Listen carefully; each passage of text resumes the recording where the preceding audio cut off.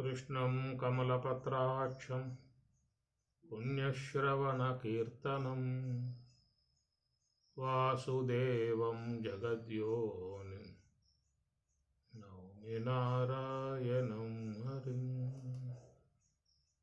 वसुदेवसुतं देवं कंसचाणूरमर्दनं देवकी परमानन्दं कृष्णं वन्दे जगद्गुरुं। कृष्णं वन्दे जगद्गुरुं। కామధేనువును పితుకగల కోరికలివెల్ల కామధేనువులు పెక్కుగాచే కృష్ణుడవట. కామధేనువును పితుకగల కోరికలివెల్ల కామధేనువులు పెక్కుగాచే కృష్ణుడవట. కామించి నీ బంటనట గమినిను దలచితిని ఏమి మాకు గడవయ్యా ఇందిరారమణ.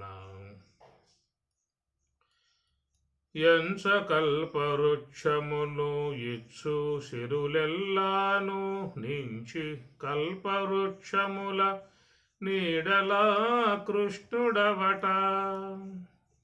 అంచలని బంటనట ఆత్మలో నిన్ను నమ్మితిని అంచలని బంటనట ఆత్మలో నిన్ను నమ్మితిని వంచించగడమే దివసుధాదీశ దేవశిఖామణివి ఇష్టదైవమగు నీవు ఈవల నీ బంట నాకు నెదురింకనేది దేవశిఖామణివి. తగనొక్క చింతామణి తలచినట్ల జేసు మిగుల కౌస్తుభమణి మించిన కృష్ణుడవట. తగనొక్క చింతామణి తలచినట్ల జేసు మిగుల కౌస్తుభమణి మించిన కృష్ణుడవట.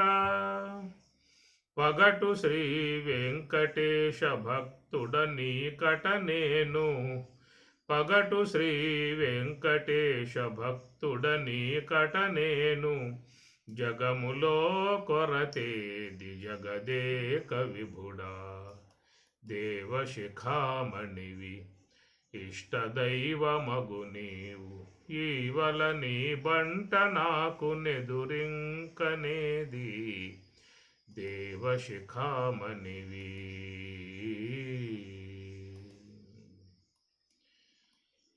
ఈశావాస్యోపనిషత్తు సపర్యగాతు శుక్రం అకాయం అవరణం అస్నావిరగం శుద్ధం అపాపవిద్ధం కవిర్మనీషీ భరిభూః స్వయంభూః యాథా తథ్యతోర్థాన్ వ్యదధాతు శాశ్వతీభ్యః సమాభ్యః శాశ్వతీభ్యః సమాభ్యః. సర్వేశ్వరుని ఉద్దేశించి మంత్రము చక్కగా ప్రతిపాదన చేస్తూ ఉన్నది. సహపర్యగాత్ అని చెప్పని మొదటిగానే సర్వేశ్వరుని యొక్క వ్యాపకత్వమును తెలియజేసిన తర్వాత భగవంతుని యొక్క శుక్రం శుద్ధ సాత్వికమై ఉన్నటువంటి తెల్లటి శుద్ధ సాత్వికమై ఉన్నటువంటి స్వరూప విధానాన్ని తెలియజేసినటువంటి దానము. అకాయం అట్టి సర్వేశ్వరునకు కాయం దేహం అనేటువంటిది కూడా లేదు అనేటువంటి విషయంపై నిన్న మనం అకాయం అనేటువంటి విషయం మీద చక్కగా ప్రతిపాదన చేసుకున్నాము. మరి భగవంతుడు సర్వవ్యాపకమై ఉన్నటువంటి యొక్క ఈశ్వరుడు ఆయనకి ఎలాంటి యొక్క దేహాలు లేవనేటువంటి యొక్క మాట. అటు ఈశ్వరాంశ కలిగి ఉన్నటువంటి యొక్క మహాత్ములు మాత్రమే ఈ దేహము కలిగి ఉన్నారు. కాబట్టి వాళ్ళు దేహములో ఉన్నప్పటికీ కూడా దేహ సంబంధ భావన వాళ్ళకి ఉండదు అనేటువంటి విషయంపై మనం దాని మీద ప్రస్తావన చేసుకోవటం జరిగింది. అకాయం అవరణం అస్నావిరగం శుద్ధం అపాపవిద్ధం. అకాయం ఆవరణం,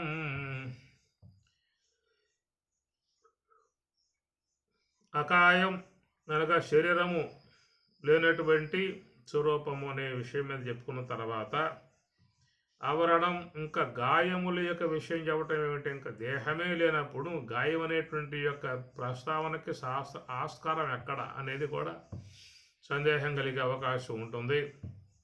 దేహం లేని వానికి ఇంకా వ్రణం, గాయాలు ఎక్కడ ఉంటాయి అనేటువంటి విషయం అన్నమాట. అందుచేత చూసినట్లయితే మరి ఈ శరీరంపై ఉన్నటువంటి గాయం వ్రణం అంటే అవరణం అన్నారు. వ్రణం అంటే గాయం అన్నమాట. దేహం మీద ఏర్పడేటువంటి మరి డ్యామేజ్, దాన్ని గాయం అని చెప్పని అంటారు. ఈ ప్రకారంగా లోకములో సాధారణంగా అందరూ కూడా వ్రణం, గాయములు కలిగి ఉన్నటువంటి విధానము. ఈ గాయములు అనేటువంటివి స్థూల దేహానికి ఏర్పడుతూ ఉంటాయి, సూక్ష్మ దేహానికి ఏర్పడుతూ ఉంటాయి. సూక్ష్మ దేహానికి కూడా ఏర్పడేటువంటివి గాయాలు, కానీ కారణ దేహానికి మాత్రం ఈ గాయములు చెప్పే అవకాశాలు లేవు. మహాకారణం అనేటువంటి దానికి కూడా ఈ గాయములు చెప్పే అవకాశం లేదు. కేవలం స్థూల దేహము, సూక్ష్మ దేహం మీద పడేటువంటివి ఈ గాయములు.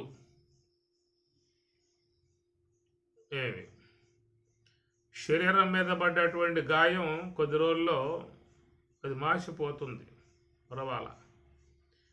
కానీ సూక్ష్మ దేహం మీద పడేటువంటి గాయములు మాత్రం అవి చిరకాలముగా మరణ పర్యంతం వరకు కూడా అవి కొన్ని నిలబడి మనసును ఎప్పుడూ కూడా బాధిస్తూ ఉంటాయి.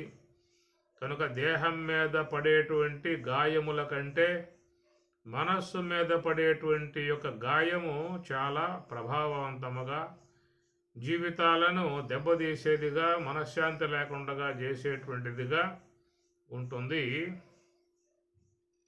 గాయములు అని చెప్పని. అందుచేత చాలా జాగ్రత్తగా లోకంలో వ్యవహరించాల్సి ఉంటుంది. అభిమాన సంయుతుండైన జీవుండు రథి అని భాగవతం చక్కటి అంశాన్ని బోధిస్తూ దాంట్లో రథము మేనల్ల సారథి బుద్ధి ఇంద్రియ గణము గుర్రములు పగ్గములు మనము అని బోధిస్తూ దాంట్లో రథములో కూర్చున్నటువంటి ఆ ప్రయాణికుడు, లోన ఉన్నటువంటి జీవుడు ప్రయాణికుడు. అంటే ఆ ప్రయాణికుడై ఉన్నటువంటి జీవుడు ఎలాంటి వాడనేటువంటి మాటగా చూసినట్లయితే అభిమాన సంయుతుండైన జీవుండు రథి. అభిమాన సంయుతుడు లోన ఉన్నటువంటి వాడు ఏమాత్రం కొంచెం ఏ చిన్న మాట కూడా పడనటువంటి యొక్క విధానముగా లోన వ్యక్తిత్వం పెరిగి ఉంటుంది. సాధారణంగా శునకాన్ని కూడా మీరు దెబ్బ కొట్టండి, అది మీ వంక చూస్తుంది. ఏమయ్యా కొడతావు దెబ్బ అకారణంగా అన్నటువంటి విధానంగా రోషంగా చూస్తుంది. గమనించండి మీరు కావాలంటే. ఇట్లా అభిమానమైనటువంటి యొక్క విధానము జీవులు కలిగి ఉంటాయి. అందుట్లో మానవుని యొక్క విషయంలో చూసినట్లయితే ఇంకా అభిమానం బాగా చేరి ఉండేటువంటి విధానము. అదే కొద్దిమంది అయితే సాత్వికం కలిగి ఉన్నటువంటి వాళ్ళైతే మనసు మీద పడ్డటువంటి యొక్క గాయములు, మనసు మీద పడ్డటువంటి దెబ్బలు అంతగా వారు పట్టించుకోకపోవచ్చు.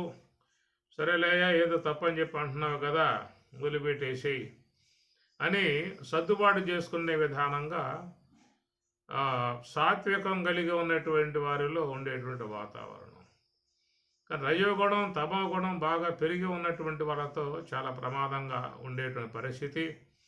ఏ చిన్న మాట పొరపాటున వాళ్ళ చెవిలో పడ్డా కానీ ఎవరితోనో అన్నటువంటి విషయం వాళ్ళ దగ్గర చేరినప్పటికీ కూడా చాలా ఇబ్బంది కలగజేసే పరిస్థితులు వస్తూ ఉంటాయి. కాబట్టి లోన ఉన్నటువంటి యొక్క జీవుడు అభిమాన సంయుతుడై ఉన్నటువంటి వాడుగా గమనించి ఇతరులతో వ్యవహరించేటప్పుడు ముఖ్యముగా ఈ మాటల వల్లే వాళ్ళ మనసులో గాయాలయ్యే అవకాశాలు ఉంటాయి. ఏదో మాట మాట మాట మాట మాట మాట వస్తూ ఏదో మాట పడిపోతుంది. ఆ పని పడిన తర్వాత దాన్ని లాగలేక పీకలేక నానా అవస్థ పడే పరిస్థితి. కాలు జారితే తీసుకోవచ్చు, నోరు జారితే తీసుకోవడం కష్టం అని చెప్పని అంటారు. అందువల్ల నోటెమ్మటే వచ్చేటువంటి యొక్క మాటలు మనసు మీద పడేటువంటి గాయాలు ఎక్కువగా గాయాలు చేస్తూ ఉంటాయి. మాటలే ఎక్కువ గాయాలు చేస్తూ ఉంటాయి. శరీరం మీద అయితే ఏదైనా డ్యామేజ్ అయితే దేహం ఏదైనా దెబ్బ తగలటమో, కింద పడటమో, ఏదన్నా వస్తువు కొట్టుకోవటమో, ఏదైనా రాయి తగలటమో, ఇలాగా దేహం మీద పడేటువంటి గాయాలు 2-3 రోజుల్లో పొక్కు కట్టి తగ్గిపోతాయి, పర్వాలా. కానీ మనస్సులో పడేటువంటి గాయాలు ప్రధానంగా ఏంటంటే మనకు ఇతర ఇంద్రియాల ద్వారా కంటే ఎక్కువగా వాక్కు ద్వారానే ఇతరుల యొక్క మనస్సు మీద గాయాలయ్యే అవకాశాలు ఎక్కువ ఉంటాయి. కాబట్టి వేదం కూడా వాక్కు యొక్క విషయంలో భద్రతలు బోధిస్తూ ఉన్నది. సత్యం బ్రూయాత్ ప్రియం బ్రూయాత్, నా బ్రూయాత్ సత్యం అప్రియం అని చెప్పంటుంది వేదం. చాలా మంచి వాక్యం ఇది, రాసి పెట్టుకోండి మీ ఇంట్లో. సత్యం బ్రూయాత్, సత్యమును పలుకుము, ప్రియం బ్రూయాత్, నువ్వు పలికేటువంటి సత్యములో కూడా ప్రియముగా ఉండాలి అని చెప్పన్నాడు. ఇతడి వాడికి ప్రీతికరముగా ఉండేటువంటి యొక్క మాటలు మాత్రమే మాట్లాడే విధానము చెయ్యి అని చెప్పి అంటూ ఉన్నాడు. నబ్రూయాత్ సత్యం అప్రియం, ఒకవేళ ఆయన చెప్పేది సత్యమే కావచ్చు, వాస్తవమే కావచ్చు, ఎదుటివాడి మనస్సుకి బాధ కలిగేదిగా ఉంటే, వాని మనసును గాయపరిచేదిగా ఉన్నట్లయితే నబ్రూయాత్, చెప్పమాక అని చెప్పి అంటూ ఉంది వేదం కూడా. చాలా జాగ్రత్తలు బోధిస్తూ ఉన్నది. అనుద్వేగకరం వాక్యం సత్యం ప్రియహితం చేత్తు స్వాధ్యాయాభ్యసనం చేయవ వాంగ్మయం తప ఉచ్యతే. పరమాత్మ కూడా ఈ విషయంలో భద్రత బోధిస్తూ ఉన్నాడు. అనుద్వేగకరం వాక్యము, నీ యొక్క వాక్కులు, వాక్యం అంటే వాక్ అన్నమాట, నీ యొక్క వాక్కులు, నీ మాటలు ఉద్వేగాన్ని పుట్టింపజేసేవిగా ఉండకూడదని చెప్పని అన్నాడు. ఏమన్నా మాట్లాడేటువంటి ముందు మనం ఆ మాటను చూసుకోవాలి. నోటెమ్మటే జారిపోయి బయట పడిందా అని చెప్పనంటే ఇక ఆ మాటలు లాక్కోవడం కష్టం అవుతుంది. అందుచేత మనం ఏ యొక్క మాటలు అనేటువంటివి బయటకు వస్తూ ఉన్నాయో కొంచెం ఆలోచన చేసి మాట వాడవచ్చా, వాడకూడదా, వాడితే ఎలాంటి ప్రభావాలు వస్తాయి, ప్రమాదాలు వస్తాయి అనేటువంటి విషయంగా గమనించి అలాంటి మాటలు బయటికి రాకుండా వాటిని అరికట్టాలి. ఏ మాటలు మనం వాడినట్లయితే పక్కవాడి మనసు సంతోషంగా ఆనందంగా ఉంటుందో, వానికి సుఖాన్ని కలగజేస్తుందో అలాంటి విధానముగా పలకమని పరమాత్మ కూడా.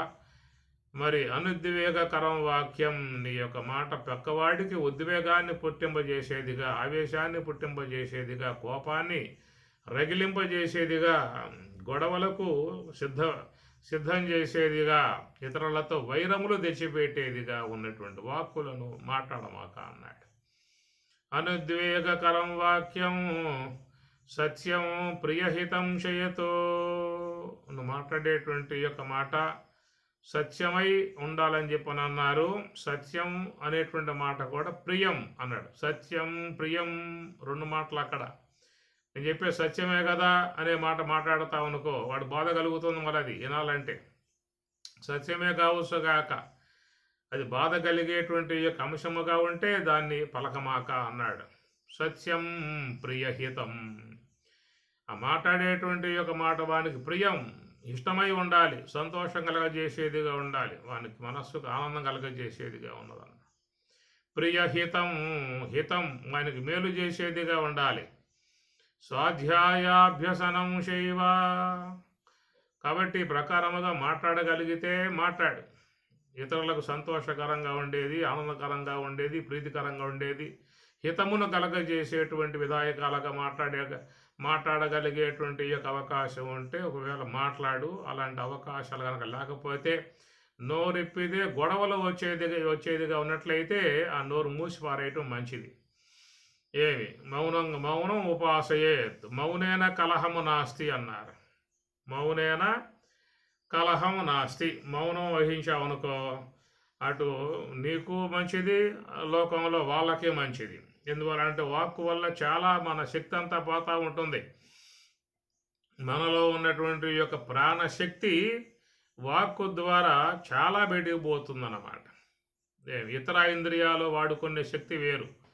నేత్రం కానీ, శ్రోత్రం కానీ, ఘ్రాణం కానీ ఉన్నటువంటి ఇంద్రియాలు, కర్మేంద్రియాలు కానీ వాటికి వాడుకునే శక్తి చాలా తక్కువ. కానీ ఈ యొక్క వాక్ అనేది నేరుగా ఈ ప్రాణశక్తిని లాగిపారేస్తుందన్నమాట. కాబట్టి అవతు వక్తారం అని మనకు వేదంలో వాక్యం ఉన్నది. అవతు వక్తారం. వక్తారం మేము ఎప్పుడూ కూడా వేదోచ్చారణ చేస్తూ ఉన్నాం. ఘనాపాఠ్యులమై ఉదాత్త అనుదాత్త స్వరస్వరిత భేదాలతో వేదోచ్చారణ చేస్తూ ఉంటాం. కాబట్టి చాలా ప్రాణం మాకు కోల్పోతూ ఉన్నాము. దేవుడా, పరమేశ్వర, అవతు వక్తారం, ఆ విధంగా పలికేటువంటి యొక్క మమ్ములను కొంచెం రక్షించవయ్యా అన్నారు ఋషులు. కాబట్టి వాళ్ళు ఆ విధంగా వక్తారం మాట్లాడేటువంటి వాళ్ళుగా ఉండాలని చెప్పానంటే ఏదో లోకాభిరామాయణం పెట్టుకోవటము, ఇతరులతో గొడవపడి పెద్దకు అరవటము, కేకలేసుకోవటము, తిట్టుకోవటము అలాంటి విధానం కాదు. వాళ్ళు వేదోచ్చారణ చేస్తూ ఉంటారు, వేద పఠనం చేస్తూ ఉంటారు. ఆ విధంగా వేదాన్ని ఒక గంట సేపు వల్లించాలని చెప్పానంటే ప్రాణం యొక్క శక్తి చాలా కోల్పోయే విధానం ఉంటుంది. కాబట్టి సర్వేశ్వర, నువ్వే మమ్మల్ని కాపాడాలయ్యా అని చెప్పనంటూ అవతు వక్తారం, వక్తారం అవతు అని మనకు వేదంలో వాళ్ళు మొరబెట్టుకుంటూ ఉన్నారు. కాబట్టి ప్రకారముగా మరి మౌనేన కలహం నాస్తి అని చెప్పని అన్నారు. వరకు ఎక్కడ ఎప్పుడు ఏ విధముగా మాట్లాడాలో ఆ విధముగా మాత్రమే మాట్లాడేసి నోరు మూసిపారేయటం చాలా మేలుదాయకం, చాలా క్షేమదాయకం. అది నీకు ఆరోగ్యకరమే, పక్క వాళ్ళకి సంతోషకరంగా ఉండే విధానం అవుతుంది. ఇది కొంతమందికి ఏంటంటే సమయస్ఫూర్తిగా మాట్లాడేటువంటి యొక్క విధానాలు వాళ్ళకి తెలియక మాట్లాడేస్తామంటారు. ఆ మాట్లాడేయటం వల్ల ఏమవుతుందని చెప్పనంటే పెద్ద పెద్ద గొడవలు వచ్చి పడే పరిస్థితి ఏర్పడుతూ ఉంటుంది. ఆ తర్వాత సర్దుబాట్లుగా ఏదో మా వాడండి, వాడు తెలియదు, వాడికి మాట్లాడటం తెలియదు, ఏదో మాట్లాడుతూ ఉంటాడు, మీరు అనుకోమాకండి, అనిపించుకోమాకండి అని మళ్ళీ ఎక్కడి నుంచి వాళ్ళు సముదాయించి వాళ్ళని గడ్డం పట్టుకుని బతిమలాడి క్షమాపణలు కోరుకునే పరిస్థితులు కూడా వస్తూ ఉంటాయి. కొంతమందికి ఏంటంటే వాళ్ళకి ఏ మాట పడితే ఆ మాట మాట్లాడేస్తూ ఉంటారు, పక్క వాళ్ళతో గొడవలు తెచ్చుకుంటూ ఉంటారు. మనసు మీద పడ్డటువంటి యొక్క గాయములు అవి నయం కావు, అవి చాలా ప్రమాద స్థాయికి కూడా వచ్చే పరిస్థితి ఉంటుంది. రాజసూయాగం తలబెట్టినప్పుడు దుర్యోధనాదులు ఆ యొక్క రాజసూయాగానికి ఆహ్వానితులే వచ్చినప్పుడు దుర్యోధనునికి మరి ఆ మయసభయే విడిదిగా ఇచ్చారు ఆయనకి, రాజు కాబట్టి అస్తినాపుర ప్రభు అనేటువంటి భావనతో ఆయన గారికి సంతోషం కలగజేసే విధానంలో ఆ మయసభనే విడిదిగా ఏర్పాటు చేశారు. ఆ మయసభ అంతా కూడా తిరిగి చూశాడు, అద్భుతాలన్నీ కూడా కళ్ళలో పడ్డాయి. ఎంత ఐశ్వర్యమా, ఎన్ని భోగాలా, ఎంత విధానాలు అని చెప్పిన వాడు కొంచెం లోపల మనసులో బాధపడ్డాడు. అదంతా మయుడు చేత నిర్మాణం చేయబడినటువంటి అంశాలు కాబట్టి అవన్నీ కూడా మాయాజాలం ఇమిడి ఉన్నటువంటి విధానం మయసభ. కనబడేటువంటివి అవి వాస్తవములుగా వాస్తవములుగా ఇట్లా ఉన్నటువంటి వ్యవహార విధానము. అదేదో మడుగుగా భావించి దాంట్లో మరి కాలు పెట్టబోతే దాంట్లో దిగలేదు, ఓహో అది పెద్ద మాయ అని చెప్పి అనుకున్నాడు. అట్లనే పక్కకు పోయాడు, ఇది కూడా అలాంటిది అని చెప్పి ఉద్దేశంతో కాలు పెట్టాడు, జారాడు, దండపై పడ్డాడు. ఆ పని ఆ పడిపోవటంతో ఆ సందర్భంలో ద్రౌపది పైనుండి చూసి హేళన చేస్తూ ఎగతాళి చేస్తూ అంధఃపుత్ర అంధః అని చెప్పి అన్నది. అంధః పుత్రుడు అంధుడే అని చెప్పనే మాటగా ఒక మాట వాడేసింది ఆమె గారు. అంత లెక్క పోకూడదు, ఎందుకంటే వాళ్ళు రాజరిక విధానంగా ఉన్నారు, గౌరవ భావంతో ఉన్నారు, అభిమానం కలిగి ఉన్నాడు, రారాజుగా పేరుగాంచి ఉన్నాడు. అలాంటి వాళ్ళ దగ్గర కొంచెం దూరంగా ఉండటం కూడా చాలా మంచిది. ఎందుకంటే పెద్ద స్థాయిలో ఉన్నప్పుడు, మంత్రులుగా ఉన్నప్పుడు, ప్రభువులుగా ఉన్నప్పుడు, ఉన్నత స్థాయిలో ఉన్నప్పుడు, ఐశ్వర్యవంతులుగా ఉన్నప్పుడు, కొన్ని విధాయకాలుగా వాళ్ళు హోదాలలో ఉన్నప్పుడు వాళ్ళ దగ్గర కూడా చాలా అనువుగా, చాలా మంచిగా, చాలా తక్కువ స్థాయిల్లో మాట్లాడగలిగితే దానివల్ల చాలా వరకు ప్రమాదాలు పోయే అవకాశం ఉంటుంది. ఈమె తెగించినట్లుగా మరి ఆయన్ని ఆ విధంగా మాట అనేసింది. అంధఃపుత్ర అంధఃపుత్రుడు అంధుడే అని చెప్పని. వాడు ఒక పక్క మడుగులో పడి తణుకులాడుతూ ఉన్నాడు, అవస్థ పడతా ఉన్నాడు. వాడి అవస్థ వాడిది. ఏదైనా అలాంటి విధాయకాలుగా ఉన్నప్పుడు ఏదైనా జాలిపడి వాడిని పైకి లాగి నాయన ఏదో పొరపాటు అయిందనుకోరా, ఇదిగో కండబా తుడుచుకో అని చెప్పని ఏదో కాస్త మర్యాదపూర్వకంగా ఇస్తే సంతోషపడే అవకాశం ఉంటుందేమో. కానీ ఆ యొక్క విషయానికి ఒక మాట అనగానే వాడి కక్ష కట్టేశాడు. ఆ పని కక్ష కట్టేశాడు. ఆ మనసు అంతా బాధ అయిపోయింది. మనసు మీద గాయం పడింది. వీడికి సూక్ష్మ దేహంలో గాయం పడింది. ఇందా చెప్పుకున్నాం కదా, ఏదన్నా కాస్త సాత్వికలై ఉన్నటువంటి వాళ్ళైతే దాన్ని సముదాయించుకుంటారు. ఏదో పొరపాటు అన్నారులే వాళ్ళు, మనం అంతగా పట్టించుకుని బాధపడటం కంటే దాన్ని సర్దుబాటు చేసుకోవటం, అది మర్చిపోవడం మంచిదని చెప్పేసరి కొంచెం సాత్విక స్వభావం కలిగి ఉన్నటువంటి వారు అలాంటి వాట్లను పక్కన పెట్టేస్తారు. అంతగా తీసుకునే విధానంగా చేయరు. ఎందుకంటే తీసుకుంటే మరి మనసు అనేటువంటిది ఇది కూడా కలత చెందుతుంది. దాని ద్వారా మనశ్శాంతి లేకుండా పోతుంది. అవి మనసులో పెట్టుకున్నట్లయితే నిరంతరంగా వాటిని స్మరించాల్సి వస్తుంది. మనకున్న ధ్యానం పోతుంది, జపం పోతుంది, విచారణ పోతుంది, అన్నీ పోతాయి అనేటువంటిది వివేకంతో సాత్వికం కలిగి ఉన్నటువంటి వాళ్ళు కొంత విచారించుకొని అలాంటివి కొంచెం ఏమన్నా చెవిలో పడ్డప్పటికి కూడా వాటిని పక్కన పెట్టేసే విధానం ఉంటుంది. ఎవరైనా వచ్చి మీ గురించి ఎట్లాగ అన్నారాయా అని చెప్పి అన్నా కానీ వీళ్ళు కొంచెం సర్దుబాటు చేసుకుని అలాంటి మాటలు చెప్పమాక, నాకు ఒకవేళ అంటే అన్నారా కానీ నాకు చెప్పమాక అని చెప్పని కూడా వాళ్ళు పక్కన పెట్టేసే పరిస్థితి చేసుకుంటారు. ఎందుకంటే మనసులో పడ్డాయా అని చెప్పనంటే దానివల్ల మళ్ళీ కలత చెందే అవకాశం ఉంటుంది. ఇక వాళ్ళకి ధ్యానం ఉండదు, జపం నిద్ర అన్నీ ఉండవు. ఇక మనసులో పడ్డ గాయాలు సామాన్యమైనటువంటివి కావు. అది చెప్పుకున్నాం కదా, దేహం పడ్డటువంటి గాయాలైతే ఏదో పూట 2 పూటలు బాధించి వెళ్ళిపోతాయి. దేహం మీద గాయం అయితే వాడు ఆసుపత్రిలో పడతాడు, ఏదో కట్టు కడతారు, మందేస్తారు, బిల్లలు వేస్తారు, ఇంజక్షన్ చేస్తారు. ఆ పూట అంతా బాధపడతాడు. 2వ పూటకు సర్దుబాటు అవుతుంది. 3వ పూటకి తేరుకుంటాడు. ఇట్లాగా దేహం మీద పడేటువంటి గాయాలు మాత్రం ఆ విధంగా ఉండి 2-3 రోజులు ఉండి కాపురం చేసి వెళ్ళిపోతాయి. కానీ మనసులో పడేటువంటి గాయాలు మాత్రం చాలా ఇబ్బందికర పరిస్థితిగా తీసుకొస్తాయి. ఎందుకంటే ఈ జీవుడు ఆ సూక్ష్మదేహంతో మిళితమై ఉన్నాడు. ఒకవేళ మహాకారణంతో మిళితమై ఉంటే అది ఈశ్వరాంశతో చేరి ఉన్నటువంటి అంశము కాబట్టి అటు ఈశ్వరాంశ కలిగి ఉన్నటువంటి వాళ్ళకైతే అకాయం అనగా ఆవరణం కనుక వాళ్ళ విషయంలో అంతగా ఈ వ్రణాలు అనేటువంటివి బాధించే విధానాలుగా ఉండవని చెప్పి మనం భావించుకోవాలి.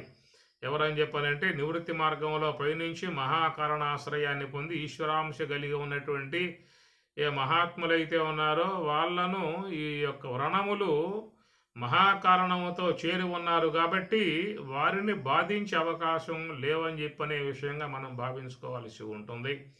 ఎందుకని చెప్పనంటే మనమే స్థూల దేహము నుండి సూక్ష్మదేహము, సూక్ష్మదేహము నుండి కారణదేహానికి పోతేనే మనకుండవు. మీరు కారణదేహంలో ఉండండి, అక్కడ మీకేమైనా గాయాలు ఉన్నాయా, వ్రణాలు ఉన్నాయా, బాధలు ఉన్నాయా, వేదనలు ఉన్నాయా? ఏమీ లేవు. కారణదేహంతో ఉన్నటువంటి సందర్భంలో నీకు ఇలాంటివి ఏవి కూడా లేవు.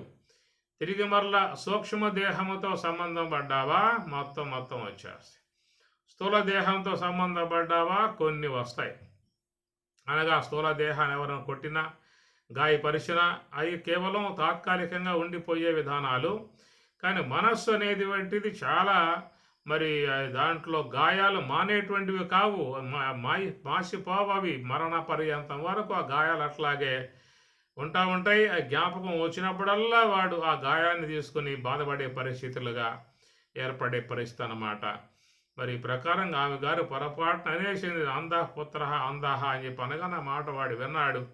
ఎంత మాట అంటుందా నన్ను అని చెప్పనేటువంటి విధానంగా వాడు దాని మీద కక్ష కట్టి పోయి హస్తనాపురం పోయిన తర్వాత తండ్రితో భేటీ పడి, నానా నాకు ఈ యొక్క ఇంద్రప్రస్థం నాకు కావాలి అని చెప్పి అన్నాడు. ఆ పాండవుల యొక్క రాజ్యం నాకు కావాలి, ఎట్లయినా సరే నువ్వు దాన్ని నాకు ఇప్పించు అని చెప్పనే విధానంగా వాడు ముందుకేసుకొని కూర్చుని తర్వాత ఆడున్నటువంటి యొక్క వాళ్ళతో మంతనములు చేసి ఎట్లయినా వాళ్ళని రావించి జోదములో కూర్చోబెట్టి వాళ్ళని అవమానపరిచే విధానంగా వాడు ఇంత లెక్క ఆలోచన చేశాడు. శకుని తోడయ్యాడు.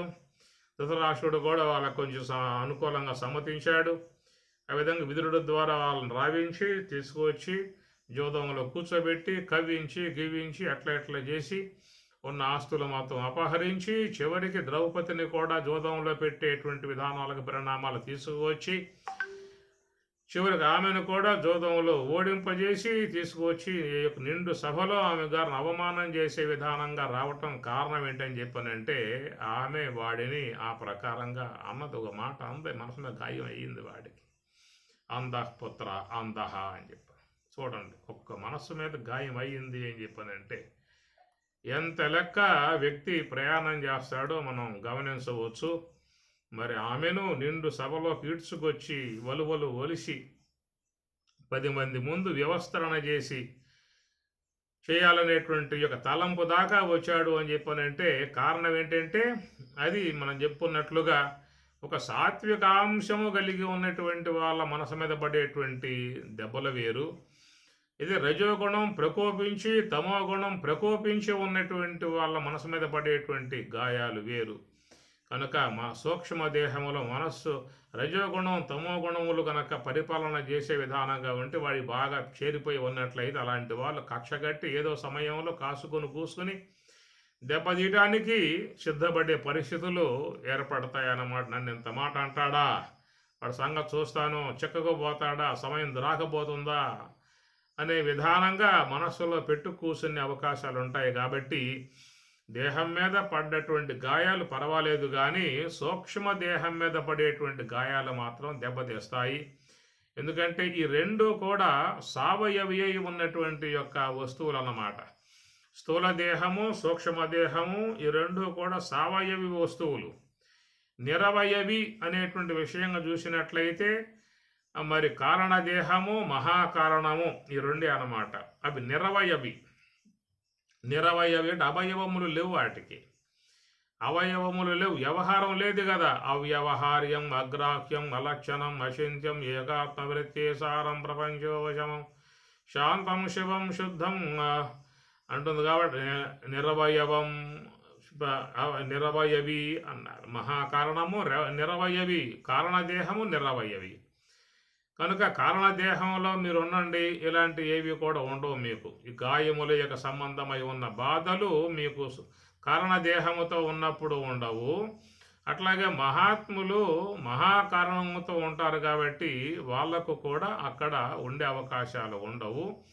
కాబట్టి ఆ ప్రకారం కారణదేహం నుంచి బయటకు వచ్చి సూక్ష్మదేహం కనుక ధరించాడు అంటే మళ్ళీ యథావిధిగా ఆ గాయములు వాడి మనస్సులో మెదిలే అవకాశాలు ఉంటాయి.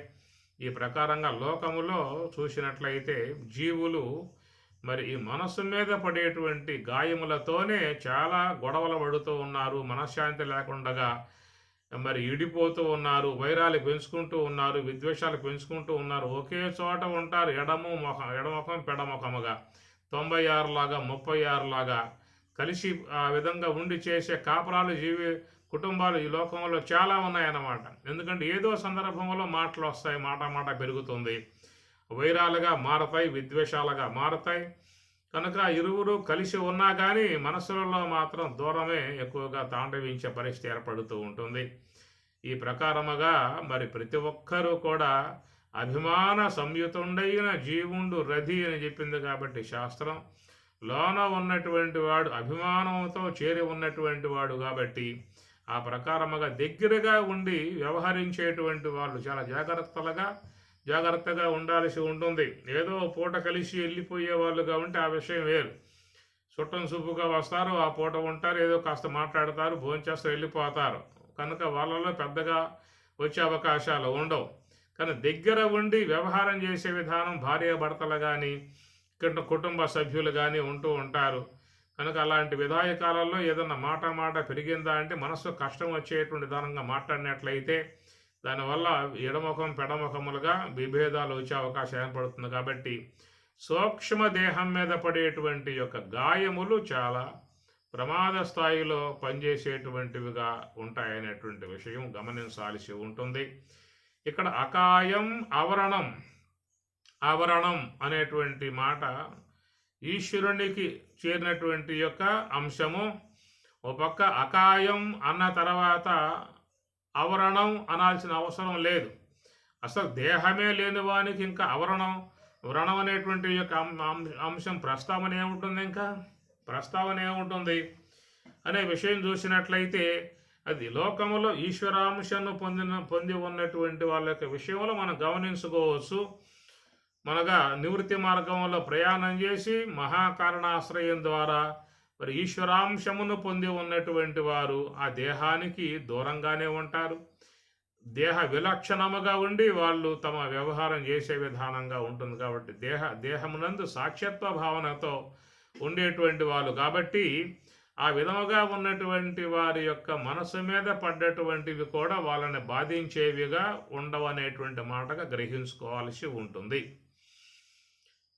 ఎవరైతే తాత్వికాంశ విధానముగా యోగ సమాధి యొక్క జ్ఞానమును పొంది బ్రహ్మజ్ఞానులుగా ఉండి లోక వ్యవహారం చేస్తూ ఉంటారో అలాంటి వాళ్ళ సూక్ష్మ దేహం మీద ఏమన్నా పడ్డా కానీ వాటి యొక్క సంబంధమై ఉన్నటువంటి యొక్క వ్రణ సంబంధ బాధలు అనేటువంటివి మహాత్ములు బ్రహ్మవేత్తలు అనబడేటువంటి వాళ్ళ విషయంలో మనం చెప్పుకోవాల్సి ఉంటుంది.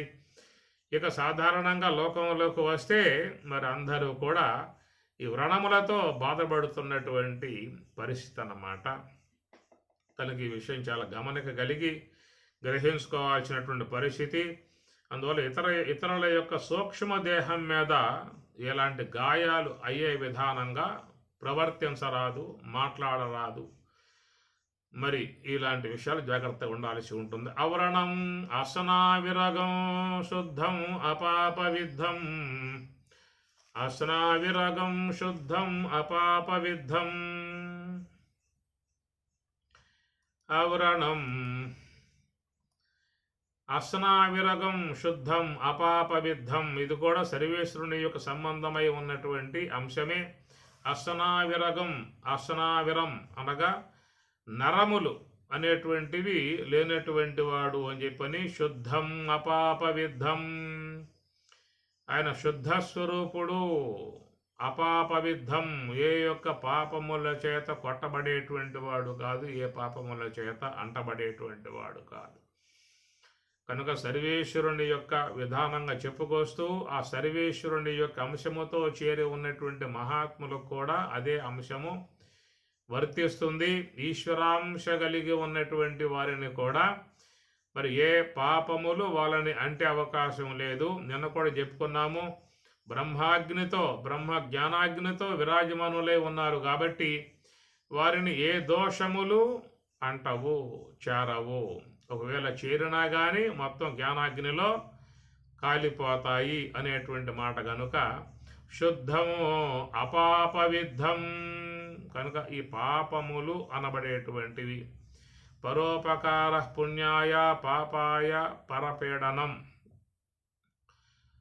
అనేది ప్రధానముగా చెప్పేటువంటి యొక్క అంశము. ఇతరుల యొక్క మనస్సుని కష్టపెడుతూ, ఇతరుల మనస్సుని బాధపెడుతూ, ఇతరుల మనస్సుకి కష్టం కలగజేసే విధానముగా చేసేటువంటివన్నీ కూడా పాపముతో చేరి ఉన్నటువంటి విధానము. ఇతరులకు మన వల్ల సంతోషం కలగాలి, మన వల్ల వాళ్ళకి ఆనందం కలగాలి, మన వల్ల వాళ్ళు సుఖపడాలి, మన వల్ల వాళ్ళు మేలు పొందాలి, మేలు జరగాలి. ఇలాంటి విధాయకాలుగా ఇతర ప్రాణులకు మనం ఏ యొక్క కష్టం కలగజేయకుండా ఉండగలిగితే చాలా పాపముల నుంచి బయటపడే అవకాశం అనేటువంటిది ఉంటుంది. రెండవది, బ్రహ్మజ్ఞానమును పొందినట్లయితే అనేక జన్మలుగా వచ్చిన పాపాలన్నీ కూడా తొలగిపోయే పరిస్థితి ఏర్పడుతుంది. అపాపం అనగా పాపరహితము. ఎట్లయితే ఈశ్వరుడు సమస్త పాపములకు సంబంధం లేకుండా ఉన్నటువంటి శుద్ధ స్వరూపము, అలాంటి యొక్క అంశమును పొందినటువంటి యొక్క మహాత్ములు కూడా ఈ పాప దోషముల నుంచి పూర్తిగా ఎడబడి ఉన్నటువంటి వారు. వృజినం సంతరిష్యసి అని గీత కూడా చెబుతుంది. అపిచేదసి పాపేభ్యః సర్వేభ్యః పాపకృత్తమః సర్వం జ్ఞానప్లవేనైవ వృజినం సంతరిష్యసి. అపిచేదసి పాపేభ్యః, అయా లోకములో పాపములు చేసిన వాళ్ళలో కల్లా మహా గొప్ప పాపములు చేసి నువ్వు ఉన్నప్పటికీ కూడా అని అన్నాడు. అలా ఉన్నప్పటికీ కూడా నువ్వు జ్ఞాన నవకను ఆశ్రయించినట్లయితే నువ్వు దాని ద్వారా సమస్త పాప రాశిని, పాప సాగరాన్ని దాటి పుణ్యతీరాన్ని చేరుకుంటావు అని భగవద్గీతలో స్వామివారు చెబుతున్నమాట.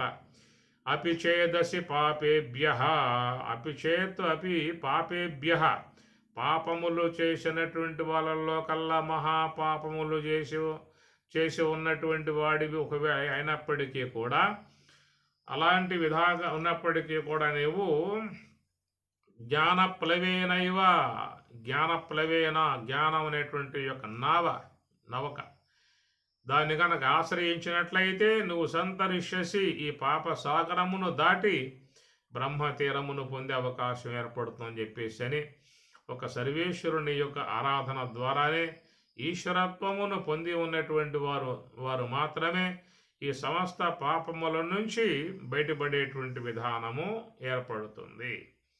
అనేక జన్మలుగా వచ్చి సూక్ష్మ దేహములో పడ్డటువంటి యొక్క పాప దోషాలు, అనేక జన్మలుగా వచ్చి పడ్డటువంటి యొక్క పాప దోషాలు ఎంత ఉన్నాయని చెప్పనంటే, ఎంత అని చెప్పని చెప్పడానికి వాళ్ళకి సాధ్యం కాక, అది పెద్ద పురోగు సంచిత కర్మ అనే మాట ఒకడు వాడేసేసారు వాళ్ళు. ఎందుకంటే అనేక జన్మలుగా ఈ జీవుడు మరి తన వ్యవహారముల ద్వారా ఆ దోషాలను పట్టుకోసుకుంటూ ఉన్నాడు కాబట్టి, ఆ తెచ్చినటువంటి యొక్క పాపరాశులన్నీ కూడా తన యొక్క సూక్ష్మ దేహం అనేటువంటి యొక్క ఆకాశ బ్యాంకులో ఆయన జమ చేసుకుంటూ పెట్టుకోసుకుంటూ ఉన్నాడు. ఇవన్నీ తిరిగి మరలా అనుభవించాలని చెప్పి అన్నట్లయితే ఎన్ని జన్మలు ఎత్తాల్సి వస్తుందో అన్ని జన్మలెత్తి అనుభవించినా కానీ అవి తీరేటువంటివిగా లేవు. కాబట్టి ఆ మొత్తం ఆ పాప రాశిని దాటగలిగేటువంటి యొక్క అవకాశం జ్ఞాన ప్లవేన, ఒక జ్ఞాన నావ అన్నారు. బ్రహ్మజ్ఞాన నావ ద్వారానే సమస్త పాపరాశిని దాటే విధానంగా మహాత్ములు మహాకారణమును పొందగలిగితేనే ఈ సమస్త పాపరాశి నుంచి బయటపడే అవకాశం ఉంటుంది. ఎందువల్ల అంటే ఈశ్వర సన్నిధిలో ఈ పాపరాశి ఉండే అవకాశం లేదు. కనుక జీవుని యొక్క స్థాయిలో మాత్రమే ఈ పాప దోషాలు చేరి ఉంటాయే తప్ప మహాకారణముగా, విద్యాస్వరూపముగా, తురీయముగా, యోగ సమాధిగా చెప్పేటువంటి ఆ స్థానములోకి పోతే అవన్నీ కూడా సమస్త పాపరాశి అంతా కూడా మరి జ్ఞానాగ్నిలో కాలిపోయే పరిస్థితి. కాబట్టి అపాప విద్ధం అన్నారు. అందువల్ల ఈశ్వరుడు సమస్త దోషాలకు దూరముగా ఉన్నాడు. ఆయనలో ఏ దోషము లేదు. సర్వేశ్వరుని యందు ఏ పాపము ఆయన్ని అంటే అవకాశాలు లేవు. ఏవైనా దోషములు అంటటము అని చెప్పనంటే అవన్నీ సూక్ష్మదేహంలో చేరి ఉంటాయి. సూక్ష్మదేహములో చేరి ఉన్నటువంటి యొక్క పాప సముదాయాన్ని జీవుడు అంచెలంచెలగా అనేక దేహములలో ప్రారబ్ధకరమనేటువంటి విధానముగా అనుభవించి సుఖదుఖాలుగా అనుభవించి వాటిను తీర్చేసుకుంటూ ఉన్నాడు. తిరిగి మరలా కొత్తగా సంపాదించుకుంటూ మళ్ళా సూక్ష్మదేహాలను నిక్షిప్తం చేసుకుంటూ ఉన్న పరిస్థితి. ఇది అనాదిగా సాగుతున్నటువంటి వ్యవహారం. ఏదో ఈ జన్మకు వచ్చాము, జన్మలో సుఖదుఖాల రూపంగా గత జన్మలో పాపాలు అనుభవిస్తూ ఉన్నాను, మొత్తం తరిగిపోతూ ఉన్నాయి, మొత్తం కూడా మరి తగ్గిపోతూ ఉన్నాయి అని చెప్పనేటువంటి మాటకు అనుకోవడానికి అవకాశాలు లేవు. ఎందుకంటే గత జన్మలో ఉన్నటువంటి యొక్క ఆ దోషముల యొక్క సంబంధముగా సుఖదుఖాలకు అనుభవిస్తూ ఉన్నప్పటికీ కూడా తిరిగి మరలా ఈనాడు చేసేటువంటి ఆగామి కర్మగా వచ్చేటువంటి దోషాలు మళ్ళీ తిరిగి సంచితంలో చేరుతూ ఉన్నాయి. మళ్ళీ అవే ప్రారంధముగా వస్తూ ఉంది. కాబట్టి ఇది ఒక అనుస్యోతముగా సాగేటువంటి యొక్క వలయాకార చక్రం, ఏవం ప్రవర్తితం చక్రం అన్నట్లుగా సాగిపోతున్నటువంటి విధానం. కాబట్టి ఈ ప్రకారముగా పాప సంబంధమై ఉన్నటువంటి విధానములో, దోష సంబంధమై ఉన్నటువంటి విధానములో మరి జీవులు ఈ శరీరములను దాల్సక తప్పకుండా ఉన్నటువంటి విధానం. కాబట్టి ఈ విధంగా సూక్ష్మదేహములో చేరి ఉన్నటువంటి సమస్త పాపరాశి అంతా కూడా తొలగిపోవాలని చెప్పి అన్నట్లయితే ఏ యొక్క ఈశ్వరుడు సమస్త దోషరహితమై ఉన్నాడో, అపాప విద్ధం పాపరహితమై పాప దోషాలకు దూరముగా ఉన్నటువంటి విధానం ఉన్నదో, ఆయన సన్నిధికి చేరినట్లయితే, ఆయన స్వరూప భావన పొందినట్లయితే అలాంటి వాళ్ళు కూడా అపాప విద్ధం సమస్త పాపాల నుంచి వాళ్ళు కూడా విడబడే అవకాశం ఏర్పడుతుంది. కాబట్టి అపాప విద్ధం అన్నారు. కవి మనీషీ పరిభూ స్వయంభూ. కవి, కవి అని చెప్పనేది పరమాత్మ సర్వేశ్వరుని యొక్క భావన. కవి అంటే సర్వద్రష్ట. కవి అంటే సర్వద్రష్ట, సమస్తమును కూడా ఆయన ఎరిగి ఉన్నటువంటి యొక్క విధానము. సర్వేశ్వరునికి తెలియకుండా విశ్వంలో ఏది కూడా లేదు. అన్నీ కూడా ఆయన ఎరుకలోనే ఉన్నాయి, ఆయన యొక్క అధీనములోనే అన్నీ పనిచేస్తూ ఉన్నాయి. కాబట్టి కవిహి అని అన్నారు. మనీషి, మనీషా అంటే బుద్ధి అన్నమాట. మనీషా అంటే బుద్ధి, మనీషి అంటే బుద్ధి కలిగి ఉన్నటువంటి విధానము. ఇది చాలా చాలా మరి చక్కటి అంశముగా ఉన్నటువంటి విధానము. మనీషి అనేటువంటిది ఏంటంటే అది బుద్ధి. ఆ బుద్ధి విధానము ఈశ్వరుని యొక్క అంశలో చేరి ఉంటుంది. మలినాంతఃకరణం మనస్సు అంటారు, శుద్ధాంతఃకరణాన్ని బుద్ధి అంటారు. ఈ మలినాంతఃకరణముకు మనస్సు యొక్క వ్యవహారం జీవుడు కలిగి ఉంటాడు. మరి శుద్ధాంతఃకరణం విద్యా స్వరూపము కలిగి శుద్ధాంతఃకరణమై ఉన్నటువంటి యొక్క బుద్ధి అది ఈశ్వరుని యొక్క అధీనములో చేరి ఉన్నది. కనుక ఎవరైనా నివృత్తి మార్గంలో ప్రయాణం చేసేటువంటి వాళ్ళుగా ఉంటే వాళ్లకు భగవంతుడు బుద్ధి యోగాన్ని ప్రసాదిస్తూ ఉంటాడు. దదామి బుద్ధి యోగం తం ఏన మాం ఉపయాంతి తే. ఏమి ఈ ప్రకారముగా దదామి బుద్ధి యోగం పరమాత్మ అంటున్నమాట, ఈశ్వరుడు అంటున్నమాట. భజతాం ప్రీతిపూర్వకం. ఎవరు మహాకారణ స్థలములో ఉండి సర్వేశ్వరుని ఆరాధిస్తారో అలాంటి వారికి ఆయన ఏమిస్తాడు అంటే దదామి, ఇస్తున్నాను అన్నాడు. ఏమిస్తున్నావయ్యా అంటే బుద్ధి యోగం, బుద్ధి యోగాన్ని ఇస్తున్నా అన్నాడు. దానివల్ల ఏం ప్రయోజనం అని చెప్పి అన్నట్లయితే ఏన మాం ఉపయాంతి తే. ఏనా ఏ యొక్క బుద్ధి యోగము ద్వారా మాం నన్ను ఉపయాంతి పొందగలవో అలాంటి యొక్క బుద్ధి యోగం నేను ఇస్తున్నాను అని చెప్పి అన్నాడు పరమాత్మ. కనుక ఈశ్వరుడు అటు శుద్ధ సాత్వికాంతఃకరణం అనేది ఈశ్వరుని యొక్క అనుగ్రహముతో ప్రాప్తించేటువంటిది. మలిన సాత్వికాంతఃకరణం అది జీవుడు తన యొక్క వ్యవహారము ద్వారా వాడు సాధించుకుంటూ ఉన్నాడు. జీవుడు తన వ్యవహారము ద్వారా సాధించుకుంటూ ఉన్నటువంటి యొక్క అంశము మలినాంతఃకరణం. ఈ మలినాంతఃకరణమే బహిర్ముఖముగా ప్రయాణం చేసి విషయ ప్రపంచం వైపుకు లాక్కుపోయి జీవుణ్ణి అనాత్మ వస్తువులలో ముంచివేస్తూ ఉన్నది. ప్రాపంచిక వస్తువుల వైపుకి పరుగులు తీయిస్తూ ఉన్నది. ఇంద్రియాని హయాన్యాహు విషయాంస్తేషు గోచరాన్ అని చెప్తుంది మా కాటకవల్లి. ఈ ప్రకారముగా మలినాంతఃకరణం లోకంలో దాదాపుగా అందరూ కూడా శుద్ధాంతఃకరణం కలిగి ఉన్నారా లేదా మలినాంతఃకరణం కలిగి ఉన్నారా అనే విషయం చూసుకున్నట్లయితే దాదాపుగా అందరూ కూడా ఈ మలినాంతఃకరణమే కలిగి ఉన్నారు. ఎందుకంటే అది ఎప్పుడూ కూడా ఇంద్రియాలతో సంబంధం పడి ఈ లోకంలో ఉన్నటువంటి విషయాలని ఆస్వాదించేదిగా పోతుందే తప్ప కాసేపైనా భగవంతుని యొక్క సన్నిధిలో కూర్చునే విధానముగా మనస్సు అనేటువంటిది దాదాపుగా చాలామందిలో లేని యొక్క అంశమే. ఏవైనా మనస్సుని పరమాత్మ యొక్క సన్నిహితముగా తస్మాత్ సర్వేషు కాలేషు మాం అనుస్మర, నన్ను జపించు అనే మాట వాడాడు. లేదా తస్మాత్ సర్వేషు కాలేషు యోగయుక్తో భవార్జున, నువ్వు యోగముతో అన్ని కాలములందు నీకు యోగం యొక్క అలవాటు ఉన్నట్లయితే దాన్ని శీలించమని చెప్పి అన్నాడు. కాబట్టి ఈ ప్రకారముగా ఈ జపం అనేటువంటి యొక్క అంశమునందు కానీ లేదా ధ్యానము అనేటువంటి యొక్క అంశమునందు కానీ మన యొక్క మనస్సు ఎంచేపు దాని యందు ఉంటుంది అనే విషయం మీద గమనించుకోవాల్సి ఉంటుంది.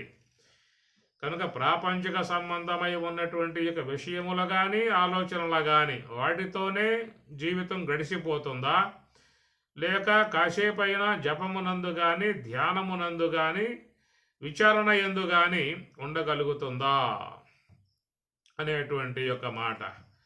మనం రోజు కూడా నైటు మరి ఈ ప్రకారంగా సమయంలో గంట సేపు సత్సంగ విధానంగా ఏర్పాటు చేసుకున్నాం కదా. మరి పొద్దున్నుంచి లేచిన కాడి నుంచి లోకం యొక్క సంబంధ వ్యవహారముతో, కుటుంబ సంబంధ వ్యవహారముతో, విషయాల సంబంధ వ్యవహారముతో, వాళ్ళతో వీళ్ళతో, టీవీలతో, వాటితో వీటితో ఎంత విధానంగా గడిపేసేసామో, అలాంటి విధానంలో మనం ఒక గంటైనా మనస్సును పెట్టి దీనిని వింటున్నాము అనే విషయం కూడా గమనించుకోవాల్సిన అంశము.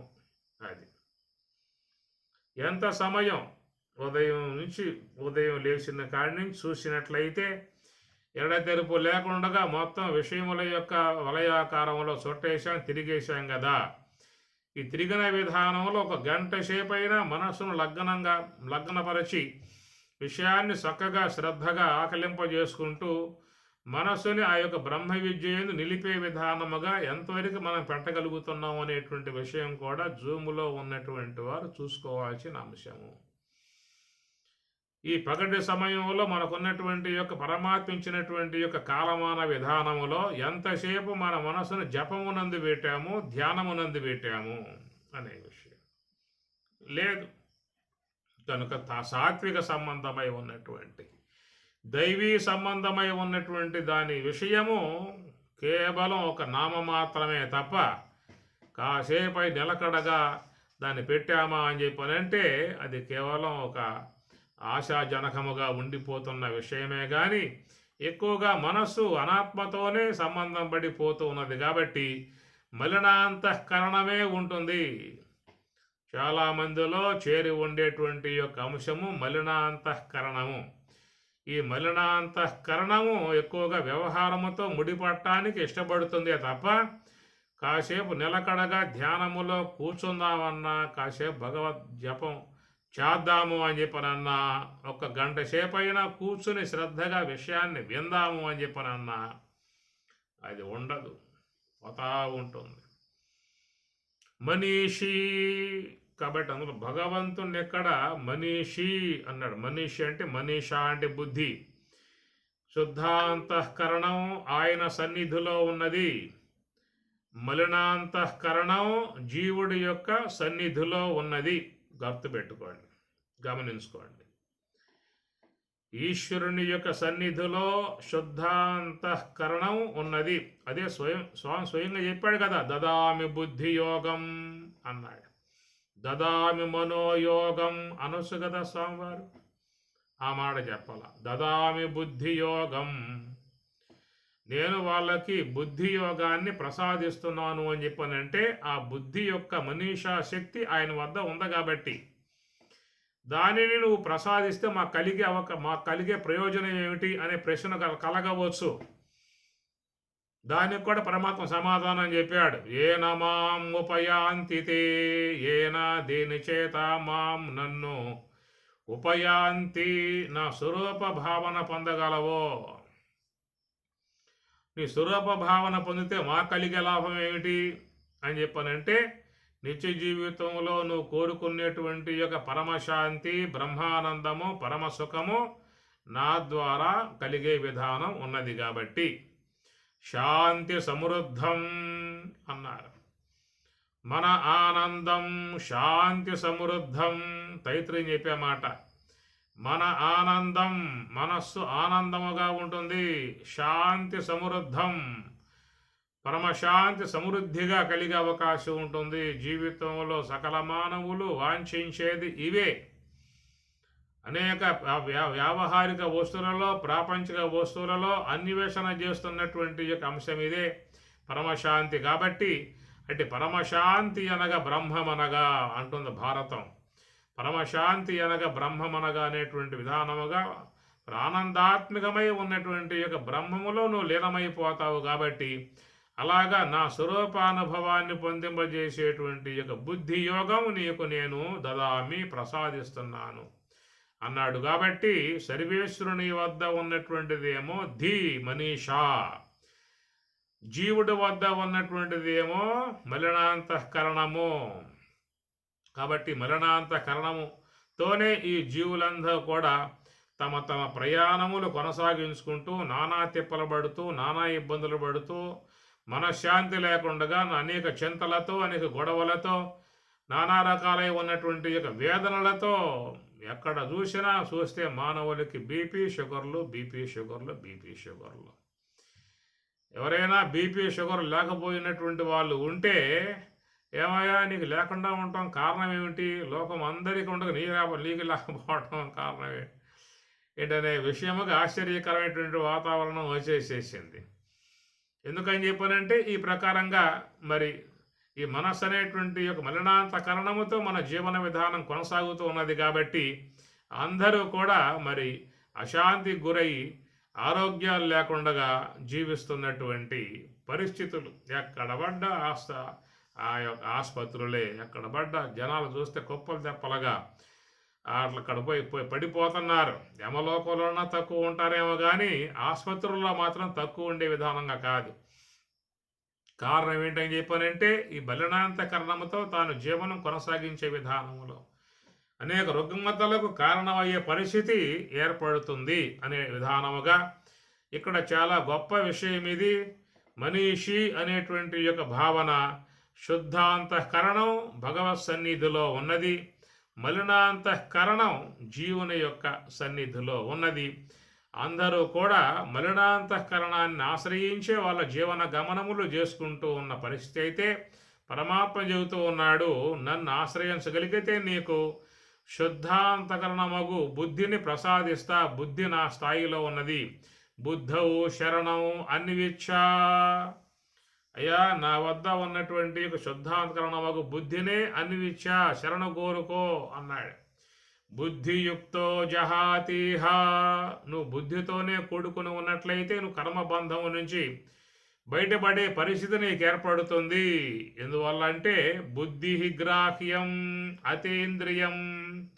పారమార్థికమై ఉన్నటువంటి యొక్క స్వరూపం ఒక బుద్ధి గ్రాహ్యం, బుద్ధికి మాత్రమే గోచరించే విధానముగా ఉంటాం కారణముగా అట్టి ఆ యొక్క శుద్ధ స్వరూపముకు బ్రహ్మము యొక్క ప్రాప్తిని పొందింపజేసేటువంటి వస్తువుకు ఆ శుద్ధాంతకరణ బుద్ధి నా దగ్గర ఉన్నది అనేటువంటి మాటే మనీషి అనేటువంటి మాట. మనీషా అంటే బుద్ధి. అట్టి మనీషా అనేటువంటి బుద్ధి కలిగి ఉన్నటువంటి విశేషణము కలిగి ఉన్నటువంటి విశిష్టుడు అని అర్థం అన్నమాట. ఇప్పుడు శ్రీ మహావిష్ణువు దగ్గర చక్రం ఉన్నది. చక్రం ఉంది కాబట్టి ఆయన ఏమన్నారు, చక్రి అన్నారు. అంటే పరమశివుని వద్ద శూలం ఉన్నది. శూలం ఉంది కాబట్టి ఆయన గారిని మహానుభావుణ్ణి శూలి అని చెప్పని అన్నారు. కాబట్టి ఏ యొక్క అంశం విశేషణం చేరి ఉంటుందో ఆ విశేషణము చేరి ఉన్నటువంటి యొక్క దానిని విశిష్టుడు అని చెప్పని అంటారు. విశేషణము కలిగి ఉన్నటువంటి అతడు విశిష్టుడు అనే అర్థము. కాబట్టి మనం చూసినట్లయితే జ్ఞానం అనే విశేషణం ఉంటే అతని జ్ఞాని అని చెప్పని అంటారు. ధనం అనేది విశేషణముగా ఉంటే అతన్ని ధని అని చెప్పని అంటారు. అట్లనే మరి గుణం విశేషణముగా ఉంటే అతనిని గుణి అని చెప్పని అంటారు. యోగం విశేషణముగా ఉన్నట్లయితే అతనిని యోగి అని చెప్పని అంటారు. ఇట్లాగా బ్రాహ్మీ అనుభవం కలిగి ఉన్నటువంటి వారు బ్రాహ్మీ స్థితి అని చెప్పని అంటారు. ఆ ప్రకారముగా సర్వేశ్వరుని వద్ద మనీషా అనేటువంటి శుద్ధ వస్తువు ఉన్నది. ఎక్కడ శుద్ధ వస్తువు ఉన్నది. ఆ శుద్ధ వస్తువు ద్వారా నిన్ను బ్రహ్మం వైపుకి ప్రయాణం చేయిస్తాడు ఆయన గారు. అందువల్ల ఇక్కడ మంచి విధానము మరి ఆ బ్రహ్మ ప్రాప్తిని పొందింపజేసేటువంటి యొక్క అంశము గల వస్తువు సర్వేశ్వరుని యొక్క సన్నిధిలో ఉన్నది. దాన్ని పొందినట్లయితే నీకు సులభముగా మోక్ష స్థితిని పొందే అవకాశం అనేటువంటిది ఏర్పడుతుంది. లేదా మన వద్ద జీవుని వద్ద అజ్ఞాన మిళితమై వాసన మిళితమై ఆశ్రయ సంబంధ గుణాలతో చేరి ఉన్నటువంటిది మలినాంతఃకరణం. అనేక జన్మల పాపములతో చేరి ఉన్నటువంటిది ఎన్నో అనేక జన్మ పరంపరల యొక్క సంబంధమై ఉన్న వాసనలతో ఆ వాసనలు కూడా రాజసిక సంబంధమై ఉన్న వాసనలు, తామసిక సంబంధమై ఉన్న వాసనలు, అలాంటివన్నీ కూడా మనస్సులో చేరి ఉన్నాయి. దాంతోపాటు ఆ మనస్సులో మరి ఆశ్రయ సంబంధమై ఉన్న గుణాలు, దంభో దర్పోభిమానశ్చ క్రోధః పారుష్యం ఏవ చ అజ్ఞానం చ అభిజాతస్య పార్థ సంపదమాసురీం. కనుక ఆసురీ సంబంధమై ఉన్న గుణాలు మరి మనస్సులో చేరి ఉన్నటువంటివి కాబట్టి ఈ ప్రకారముగా మనము ఈ మలినాంతకరణమై ఉన్నటువంటి యొక్క ఆ భాగముతో చేరి ఉన్నంతకాలం ఎవరికి కూడా జీవితంలో సుఖము, శాంతి, ఆనందము, ప్రశాంతకర జీవితం ఉండే అవకాశాలు లేవు. ఎప్పుడూ కూడా మానసికమైనటువంటి యొక్క బాధలతోనే వ్యక్తి గడిపే అవకాశం ఉంటుంది. శుద్ధ సాత్వికముతో చేరి ఉన్నట్లయితే పరమానంద భరితులై ఉంటారు. మలిన సాత్విక అంశముతో చేరి ఉన్నట్లయితే ఎప్పుడు కూడా మానసిక బాధలతో, మనోవేదనలతో. సేటు గారు ఉన్నారు, అడిగాడు సేటు గారు, ఏమే మరి పక్కన మనం పెద్ద మేడలో ఉన్నాము, సకల ఐశ్వర్యములతో ఉన్నాం, సకల భోగాలతో ఉన్నాం, కానీ ఎప్పుడూ కూడా మనసులో ఏదో బాధ, ఏదో కొరత, ఏదో దిగులు, ఏదో చింత సావదు. ఎప్పుడు మనసంతా కూడా బాధతో ఉంటుంది, అశాంతిగా ఉంటుంది ఈ పని. ఆ పక్కనే మన ఇంటికి పక్కన చిన్న పూరిల్లు ఉంది కదా, దాంట్లో ఒకడు ఉన్నాడు, నిరంతరముగా భగవన్నామం చేస్తూ ఉంటాడు, సంతోషంగా ఉంటాడు, ఆనందంగా ఉంటాడు, కీరంతలు కొడుతూ ఉంటాడు, గంతులు వేస్తూ ఉంటాడు, వారు పరవశిస్తూ ఉంటాడు. ఏమిటి కారణం? వాడికి ఏమీ లేదు, తినడానికి కూడా సరైన కూడు లేదు. మధ్యాహ్నం అయిందంటే భిక్షకు పోయి భిక్షాటం చేసి ఏదైనా వస్తే తిని వాడు జీవించాల్సి ఉంటుంది కదా. ఇంత ఐశ్వర్యం ఉన్నది, ఇన్ని సకల భోగములు ఉన్నాయి, ఎన్ని ఉన్నా కానీ శాంతి సుఖం లేకుండా పోయింది. వాడికేమిటి ఆ విధంగా ఉన్నదని చెప్పి అడిగితే ఆమె గారు చెప్పింది, నీకు చెప్తే అర్థమవుతుందా, చూపిస్తే అర్థమవుతుందా అని చెప్పి అడిగింది. చూపించడం కూడా ఉంటుందా అని చెప్పి అడిగాడు. నువ్వు చూస్తా అంటే చూపిస్తా అని చెప్పి అన్నది. సరే, చెప్పడం కంటే చూపిస్తా అని చెప్పి అంటున్నావు కాబట్టి చూపించు, ఇది చూస్తాను అని చెప్పి అన్నాడు. మరి ఈ విధంగా వాళ్ళకి పెద్ద ఆసాము, పెద్ద సేటు గారు, కోట్ల ఆస్తులు ఉన్నటువంటి వాడు. అలా ఉన్నా కానీ మనసులో శాంతి లేకపోయే, ఎప్పుడు దిగులైపోయే, బాధ అయిపోయే. కనుక మనిషికి శాంతి అనేది సంపదల వల్ల రాదు, బాహ్య వస్తువుల రాదు. కౌపీనవంత కలుభాగ్యవంత అని శంకరాచార్యులు వారు గానం చేశాడు. కౌపీనవంత కలుభాగ్యవంత, వాడికి ఏమీ లేకపోయినా మనసులో ఆనందం ఉంటుంది. ఎందువల్లంటే వాడు చక్కగా భగవదాశ్రయంలో ఉన్నాడు కాబట్టి, మనస్సంతా కూడా భగవన్మయమై ఉంది కాబట్టి మరి మనస్సు కూడా ఆనందంగానే ఉండే అవకాశం ఉంటుంది. ఆ విధంగా వాడు నిరంతరముగా భగవన్నామం చేస్తూ, జపం చేస్తూ, ధ్యానం చేస్తూ, ఏ చింత, ఏ యొక్క ఆలోచన లేకుండా, ఏ గొడవ లేకుండా, ఎవరితో ఎలాంటి యొక్క సంబంధాలు లేకుండా ప్రశాంత జీవితం జీవించేటువంటి విధానం అన్నమాట. కాబట్టి సేటు గారు అడిగాడు కదా, చూపించమని చెప్పేసి అని ఒక పూట ఇంట్లో జపం చేస్తున్నాడు, ధ్యానం చేస్తున్నాడు, ప్రశాంతంగా ఉన్నటువంటి వాడు బయటకు వచ్చాడు. బయటకు వస్తే ఆడ ఒక మూట పడుంది అన్నమాట. ఆ మూట చూశాడు, ఆ మూట ఇప్పాడు. మరి ఆ మూటలో ఏవో నాణ్యాలు ఉన్నాయి, మొత్తం లెక్క పెట్టాడు. లెక్క పెడితే అవి 99 రూపాయలు ఉన్నాయన్నమాట. మళ్ళీ లెక్క పెట్టాడు. ఎన్నిసార్లు లెక్క పెట్టినా కానీ 99 మాత్రమే వస్తూ ఉన్నాయి అనుకున్నాడు వాడు. అదే దేవుడు మనకి పూట 99 రూపాయలు ప్రసాదించాడు. ₹1 కనుక సంపాదించగలిగితే 100 రూపాయల కాగితంగా ఉంటుంది. చిల్లర మరలగా ఉంటే పోయే అవకాశాలు ఉంటాయి అని చెప్పేసి వాడిలో ఆ పూట పుటకరించింది. ₹1 సంపాదించాలనేటువంటి ఒక భావన మనసులోకి ప్రవేశించింది. వాడికి ఇంతకుముందు అలాంటి భావములు లేవు. ఏదో జపం చేసుకోవడం, ధ్యానం చేసుకోవడం, మధ్యాహ్నం అయిందా గ్రామంలోకి పోవటం, భౌతి భిక్షాందేహి అంటే ఎవరో ముద్ద పెడతారు, తింటాడు, పడుకుంటాడు. ఈ ప్రకారం గ్రామం అంతా వాడుకున్నది అండగా. ఈ వీధి కాకపోతే ఆ వీధి కాకపోతే ఆ వీధి, ఎవరేం పెట్టరా ముద్ద. అట్లా గడుపుకుంటూ ఉన్నటువంటి పరిస్థితులలో వాడికి ఏమైనా చెప్పానంటే, ఇంత మనకి భగవంతుడు అనుగ్రహించి 99 ఇచ్చాడు కదా, మనం ప్రయత్నం చేసి ₹1 సంపాదించలేకపోతామా అని చెప్పనే భావన కలిగింది వాడిలో. ఎట్లయినా ₹1 సంపాదించి దాంట్లో పడేయింది నిద్రపడ్డ సావది వాడికేక. ఏదైనా మనసులో పడిందా అని చెప్పనంటే చూడండి, కావాలండి మీకు కూడా నిద్ర పట్టదేక ఆ పక్కకు దొర్లి ఈ పక్కకు దొర్లి ఎంత తణుకులాడినా కానీ మనసులో ఉన్నంత వరకు నిద్ర పట్టే అవకాశం లేదు. ఏ పొద్దున లేచాడు, జపము ధ్యానం ఏమి లేదేక ఈ ఊళ్ళో పోయాడు, భౌతి భిక్షాందేహి అన్నాడు. ఆ మీద అన్నం పెట్టబోతే అన్నం కాదమ్మా బియ్యిందే అని చెప్పి అన్నాడు. ఆ బియ్యం మొత్తం కలెక్ట్ చేసుకున్నాడు. అవి పట్టుకుపోయి షాపులో అమ్మాడు. ఆ డబ్బులు పట్టుకొచ్చి ఆ మూటలో పడేశాడు. ఆ మూటలో పడేసి లెక్కేశాడు. లెక్కేస్తే మరి 106 అయ్యాయన్నమాట. కనుక 6 అయ్యాయి. ఇంకా 4 ఉంటే కదా 10 అయ్యేది. సరే సాయంత్రం సంపాదిద్దాం అని చెప్పి ఉద్దేశంతో అక్కడి నుంచి మళ్ళా పోయాడు, తీసుకొచ్చాడు.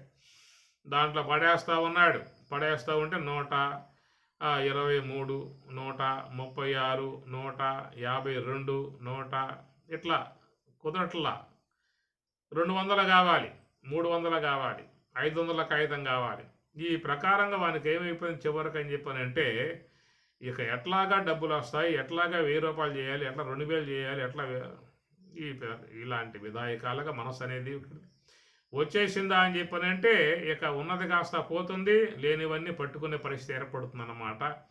ఆ ప్రకారంగా వానికి జీవితంలో ఇక అన్నీ కూడా పోయిన పరిస్థితి అని చెప్పేసి అని మనిషికి ఎంతవరకు అయితే ఉండాలో అంతవరకు మాత్రం మనసులో పెట్టుకున్నట్లయితే చాలా పరిమితముగా జీవితాన్ని జీవించే అవకాశం అనేటువంటిది ఏర్పడుతుంది. ఈ ప్రకారంగా మనసులో చేరి ఉన్నటువంటి ఆశ్రయ సంబంధమై ఉన్నటువంటి గుణాలు మనసుని స్థిమితముగా ఉండే విధానంగా అవి చేయవు. ఆశాపాశ శతై బద్ధా కామక్రోధ పరాయణా ఈహంతే కామభోగార్థం అన్యాయేన అర్ధ సంశయా అని పరమాత్ముడు చెబుతూ ఉన్నాడు. ఈ ప్రకారంగా మలినాంతకరణముగా ఉన్నటువంటి మనస్సు లోపల ఆశ్రయ సంబంధమై ఉన్నటువంటి గుణాలు ప్రవేశించి ఉన్నాయి కాబట్టి అనేక జన్మలుగా ఉన్న వాసనలు చేరి ఉన్నాయి గనుక, అనేక మాలిన్యములు చేరి ఉన్నాయి గనుక జీవితంలో మానవులు ఎంత ఉన్నా కానీ ఎన్ని చేరినా కానీ ఆ మనశ్శాంతి కానీ తృప్తి కానీ ఎన్ని కూడా కలిగే అవకాశాలు కావు.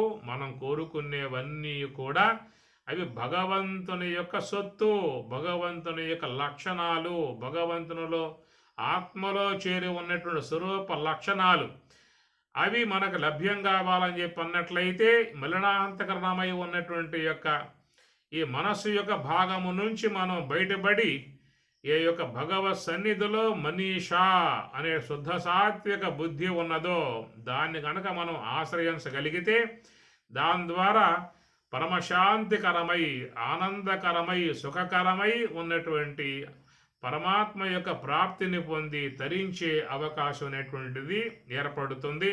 ఈ ప్రకారముగా లోకంలో మహాత్ములై ఉన్నటువంటి వారుగా ఉన్నటువంటి వారందరూ ఈ పనే చేశారు. తమ యొక్క సన్నిధిలో ఉన్నటువంటి మలినాంతకరణాన్ని మనస్సుని దూరం చేసుకుని సర్వేశ్వరుని యొక్క సన్నిధిలో ఉన్నటువంటి శుద్ధ సాత్విక బుద్ధిని ఆశ్రయించి దాని ద్వారా వాళ్ళు పరమశాంతి యొక్క బ్రహ్మము యొక్క భావన పొంది బ్రహ్మానంద స్వరూపులై తరించారు గనుక ఇక్కడ సర్వేశ్వరుణ్ణి ఉద్దేశించి ఈ మంత్రభాగములో మహర్షి మనీషి అనే భావనగా చెప్పుకొస్తూ ఉన్నారు. మనీషా అంటే శుద్ధ సాత్విక బుద్ధి అది కలిగి ఉన్నాడు కాబట్టి ఆయన్ని మనీషి అనే పదంగా చెప్పుకొచ్చారు. ఓం సహనా భవతు సహనౌ భునక్తు సహ వీర్యం కరవావహై తేజస్వినావధీతమస్తు మా విద్విషావహై. ఓం శాంతి శాంతి శాంతి. హరి ఓం తత్సతు. శ్రీ గురుభ్యో నమః. హరి ఓం.